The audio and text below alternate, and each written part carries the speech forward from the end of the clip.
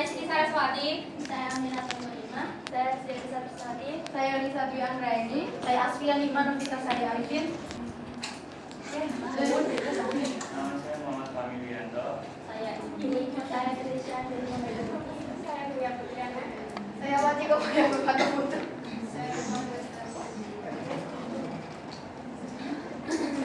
Baik, langsung saja untuk materi yang pertama. Oke, yang pertama itu ada teori struktur sosial. Yang pertama ada teori fakta sosial. Teori ini menjelaskan bahwa fakta sosial itu adalah hal yang berada di luar individu. Contohnya seperti status, terus institusi, hukum, norma, dan juga lain-lain. Lalu bersifat makro menekankan pada masyarakat luas. Sifat makro itu contohnya seperti kita turun ke jalanan, mengikuti demo, dan juga lain-lain. Lalu yang kedua ada teori perubahan sosial. Teori perubahan sosial itu dapat terjadi akibat faktor-faktor ekologis dan juga demografis. Nah, perubahan tersebut dapat mengubah kehidupan masyarakat tradisional terhadap masyarakat modern. Contohnya dari faktor ekologis yaitu tsunami. Ketika tsunami di Aceh itu kan semuanya luluh rantah, jadinya semua jadi datar lagi kan. Masyarakatnya berpindah ke tempat yang lainnya. Lalu di situ timbullah masyarakat yang lama itu kembali lagi ke desanya, lalu membangun desa itu menjadi yang lebih modern atau lebih update lagi daripada yang sebelum terjadinya tsunami. Lalu ada demografis. Demografis itu contohnya seperti urbanisasi. Urbanisasi itu ketika masyarakat desa pindah ke masyarakat kota atau pindah tempat untuk mengadu nasib. Selanjutnya ada teori solidaritas sosial. Teori ini menjelaskan bahwa solidaritas itu sangat berpengaruh terhadap kehidupan bermasyarakat dan juga kelompok-kelompok sosial. Contohnya ketika Indonesia mau merdeka. Indonesia itu mau merdeka membutuhkan kesulitan antar semua warganya untuk menjadi satu dan mengusir penjajah tersebut. Dan selanjutnya ada pembagian kerja. Dalam masyarakat modern, orang memiliki pekerjaan khusus dan harus bergabung satu sama lain untuk memenuhi kebutuhannya. Anomi, menurut Durkheim memperingatkan bahwa masyarakat dapat mengalami gangguan jika beralih dari sederhana ke kompleks terlalu cepat. Gangguan tersebut dapat menciptakan anomi. Lalu ada peran manusia. Durkheim ingin masyarakat modern mengurangi sifat individualismenya dan menjalani kehidupan sesuai fungsinya. Selanjutnya yaitu ada solidaritas sosial menurut Emil Durkheim yang dibagi menjadi dua, yaitu ada solidaritas organik dan juga solidaritas mekanik.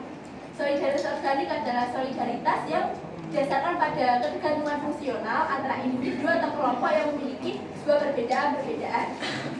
Selanjutnya ciri-ciri dari solidaritas organik. Yang pertama yaitu ketergantungan anggota kelompoknya tinggi. Mengapa demikian? Karena solidaritas organik didasarkan pada rasa membutuhkan dan melengkapi antara satu sama yang lain untuk mencapai sebuah kepentingan bersama. Yang kedua yaitu terdapat pada masyarakat modern.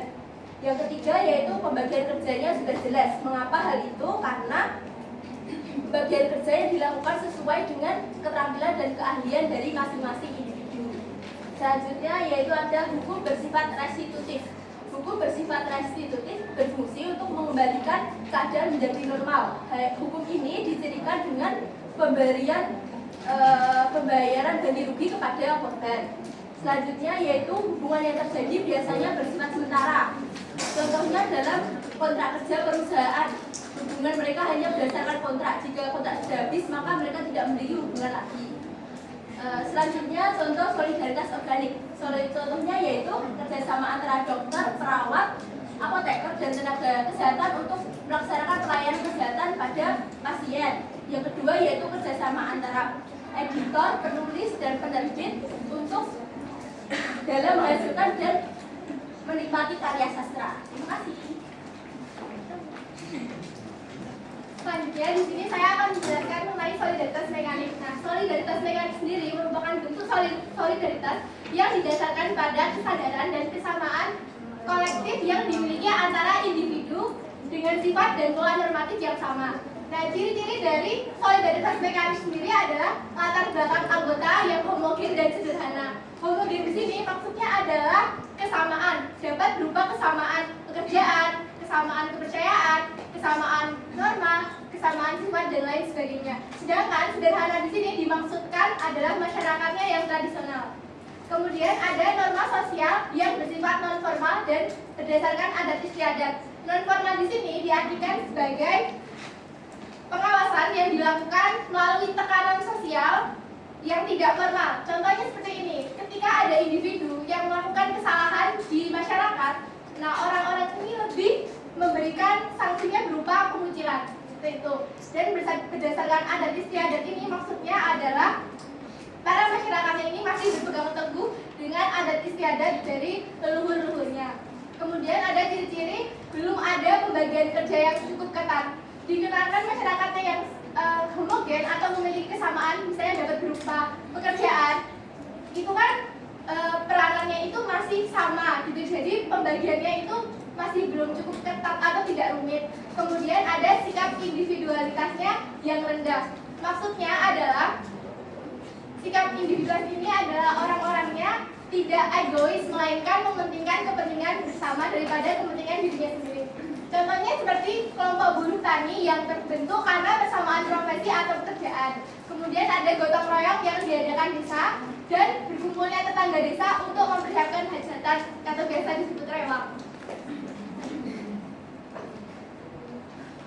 Nah, kemudian ada cara Emil Durkheim menjelaskan integrasi dan fungsi sosial dalam masyarakat. Emil Durkheim menggunakan konsep solidaritas sosial dalam masyarakat untuk menjelaskan integrasi dan fungsi sosial. Masyarakat sendiri menurutnya yaitu ibarat suatu organisme yang masing-masing bagiannya itu memiliki peranan dan fungsinya masing-masing untuk memelihara keseimbangan dan ketertiban secara keseluruhan.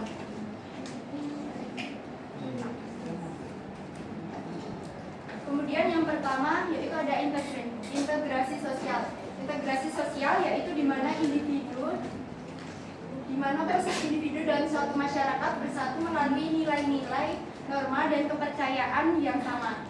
Integrasi terjadi melalui dua bentuk, yaitu yang pertama ada solidaritas mekanik dan yang kedua ada solidaritas organik. Lalu yang kedua ada fungsi sosial. Menurut Durkheim, setiap elemen masyarakat mempunyai fungsi yang berkontribusi terhadap stabilitas sosial. Institusi seperti keluarga, agama, hukum membantu menjaga ketertiban sosial dengan mengedepankan norma dan aturan yang disepakati bersama. Misalnya pendidikan itu berfungsi menanamkan nilai-nilai budaya dan keterampilan yang membantu keterampilan yang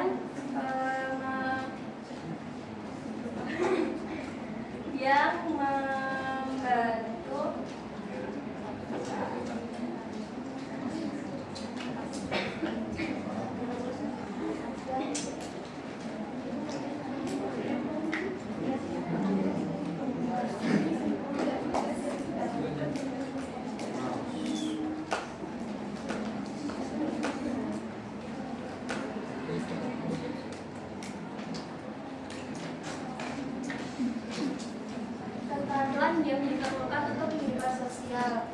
Sedangkan agama memperkuat nilai-nilai moral dan menghubungkan individu dan masyarakat secara emosional.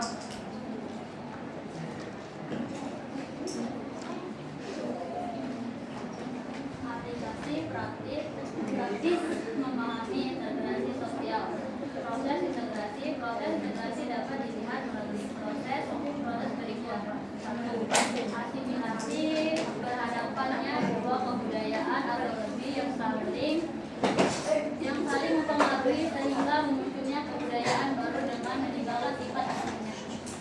Dan untuk yang kedua yaitu akulturasi, yaitu proses sosial yang terjadi di dalam kelompok sosial dengan kebudayaan tertentu dihadapkan pada kebudayaan asing atau baru, sehingga kebudayaan asing atau baru bisa dapat diserap atau diterima dan diolah dalam kebudayaan sendiri tanpa meninggalkan sifat aslinya. Selanjutnya ada contoh asimilasi. Salah satu contohnya yaitu sidang yang merupakan perpaduan antara musik India, musik Melayu dan juga musik Indonesia. Sedangkan contoh akulturasi adalah keberadaan Candi Borobudur yang merupakan perpaduan antara unsur agama Hindu dan unsur budaya Indonesia sendiri. Jadi yang selanjutnya ada metode penelitian Emil Durkheim dengan kasus bunuh diri. Emil Durkheim melakukan riset mengenai fenomena bunuh diri. Hasilnya ditemukan bahwa bunuh diri dipengaruhi oleh fenomena sosial yang termasuk dalam fakta sosial. Dengan fenomena sosial yang dimaksud dapat berupa masalah ekonomi, masalah agama, masalah perceraian, dan masalah disintegrasi sosial dan regulasi sosial. Durkheim berpendapat bahwa tingkat bunuh diri meningkat jika seseorang memiliki terlalu banyak atau melebihi kapasitas diri atau terlalu sedikit disintegrasi dan regulasi dalam masyarakat. Bunuh diri menurut Emil Durkheim dibagi menjadi 4. Yang pertama yaitu bunuh diri yang egois. Bunuh diri yang egois adalah perasaan yang bertahan lama karena terintegrasi ke dalam komunitas dan tidak memiliki rasa memiliki. Emil Durkheim menyebutnya sebagai personalisasi berlebihan. Yang kedua ada bunuh diri altruistik. Itu adalah perasaan kewalahan oleh tujuan dan keyakinan kelompok. Hal ini terjadi dalam masyarakat yang sangat terintegrasi di mana kebutuhan individu dianggap kurang penting dibandingkan kebutuhan masyarakat secara keseluruhan. 3. Bunuh diri anonim. Durkheim menjelaskan bahwa bunuh diri anonim adalah kondisi ketidakmampuan moral di mana orang tidak mempunyai batas-batas keinginan mereka dan selalu dalam keadaan kecewa. 4. Bunuh diri fatalistik. Durkheim berpikir bahwa bunuh diri fatalistik hanyalah konsep teoris dan sangat tidak mungkin ada dalam kehidupan kenyataan. Selanjutnya yaitu ada cara Emil Durkheim menerapkan metode penelitian dalam studi sosial. Yang pertama itu objektivitas, menekankan pentingnya menghindari bias pribadi dan mempelajari masyarakat sebagai fakta sosial. Nah, contohnya itu kita harus netral, tidak boleh terpengaruh dengan pendapat orang lain. Sebagai contoh yaitu saya bertanya kepada kalian, apakah sekolah itu penting? Ada beberapa pendapat yang bilang sekolah itu tidak penting. Nah, tapi secara logika sekolah itu penting.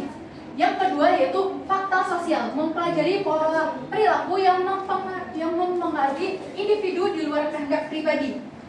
Contohnya yaitu hukum, adat istiadat, dan lain sebagainya. Yang ketiga yaitu penggunaan data statistik, yaitu menggunakan data statistik untuk memahami fenomena sosial seperti dalam studi tentang bunuh diri. Nah, Emil Durkheim menggunakan data statistik untuk meneliti berapa banyak sih orang yang bunuh diri. Nah, dia mengambil data-data dari berbagai negara untuk mengkajinya. Yang keempat yaitu kausalitas sosial, mencari sebab-sebab sosial yang mendasari fenomena.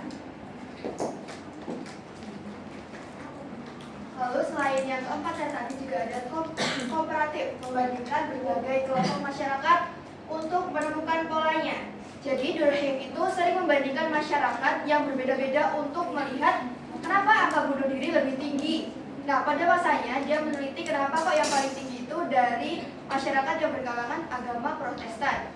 Nah, yang terakhir di sini dia juga melakukan penelitian empiris berdasarkan pengamatan langsung dan data konkret. Nah, Durkheim percaya bahwa kalau mau belajar tentang masyarakat, kita harus lihat bukti nyata dan kita harus terjun langsung ke dalam masyarakat, bukan cuma menebak-nebak.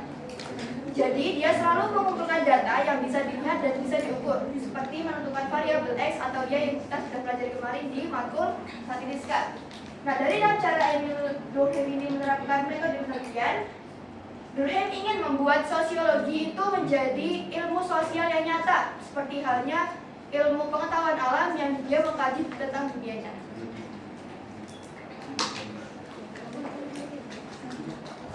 Baik, terima kasih. Sekian dari kelompok kami. Bila ada salah kata mohon maaf. Kami akhiri. Wassalamualaikum warahmatullahi